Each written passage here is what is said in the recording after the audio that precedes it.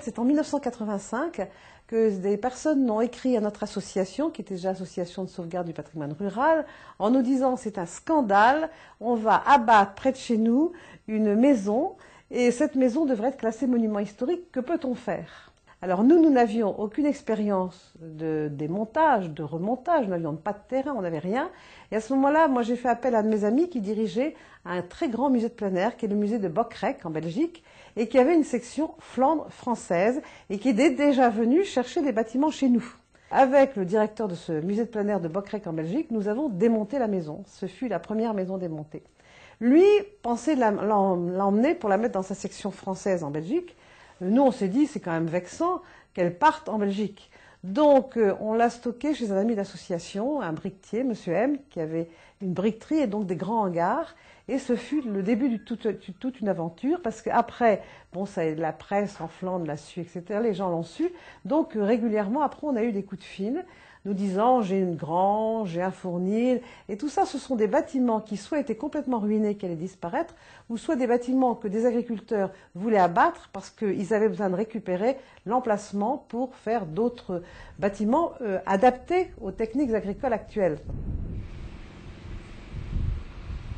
On a aménagé le site de manière à regrouper grosso modo toutes les parties de la région, des Flandres maritimes au nord-ouest à la Thiérache au sud-est, et on a découpé le terrain du musée de plein air de la même manière, donc Flandres maritimes au nord-ouest et Thiérache au sud-est, en respectant toutes les zones géographiques de la région avec les différentes typologies d'habitat. Donc sur chaque zone, quand on a un bâtiment qui vient d'un secteur géographique, on le replace dans la zone qui correspond en respectant son orientation et en reconstituant son environnement. En l'occurrence, s'il y avait un chemin devant, une pâture derrière ou un bouquet d'arbres au sud, etc. Donc on repositionne les bâtiments de manière à ce qu'ils retrouvent leur contexte d'origine. Chacun des 20 bâtiments qui sont ici sont parrainés par des entreprises.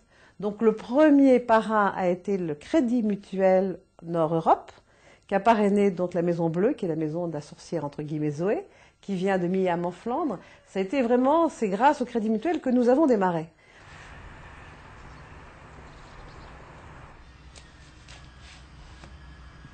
Alors cette chaumière a pour vocation de montrer au public le type d'habitat d'un ouvrier agricole au XVIIIe siècle. Donc elle sera essentiellement composée de mobilier, du mobilier ancien que nous nous sommes procurés auprès de brocanteurs, comme par exemple un chaperas. Et ce mobilier va être expliqué au public donc par forme de panneaux, par forme de dépliants. Et il y aura également une attraction tout à fait particulière dans cette chaumière, mais c'est une surprise encore pour l'instant. Nous sommes intéressés à une ferme du canton de Cassel, la ferme de Zuidpen, une ferme de 1763, et nous nous sommes mobilisés sur ce projet et la ferme a été démontée et puis comme vous le voyez derrière moi, remontée pierre par pierre, et nous avons là, je dirais, l'expression de l'art flamand dans toute sa grandeur. Nous avons financé le démontage et la reconstruction d'une maison, et puis nous allons aider aussi à l'animation du lieu. Nous avons par exemple acheté 2 collections, une collection d'anciens médicaments, une collection aussi d'objets de pharmacie qui vont être présentés en changeant tous les 6 mois à l'intérieur de cette maison que nous changerons en véritable vieille apothicairie.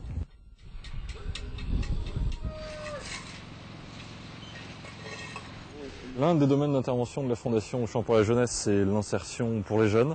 C'est une vocation, un objectif que s'est donné la Fondation depuis 1996.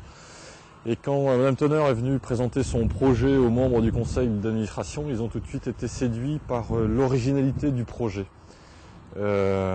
Culture, environnement et insertion, ça nous paraît être aujourd'hui une association qui peut permettre à beaucoup de jeunes en situation de précarité de pouvoir s'en sortir.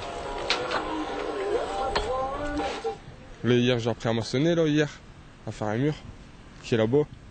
Ça nous apprend à travailler en ancienne, quoi, en fait. J'ai essayé, et puis j'ai vu comment c'était. Ce métier-là, j'aime bien. On arrive à avoir plus d'affinité entre les jeunes, on les dégage de leurs problèmes, quoi. On arrive, je veux dire, dans peut-être un nouveau monde pour eux, mais ça les met vraiment, on les redémarre à zéro, on les retravaille à zéro. Donc pour moi, c'est un très bon outil pédagogique, quoi. Mais c'est vraiment un lieu où les jeunes réapprennent à travailler, le goût du travail, parce qu'ils ont créé quelque chose, ils sont fiers de ce qu'ils ont créé. Ce lieu ne doit pas être une petite campagne sous cloche, mais vraiment un lieu de vie et d'avenir. C'est Jaurès qui disait la tradition, c'est pas conserver des cendres, mais garder la flamme allumée. Et c'est ce qu'on essaie de faire ici.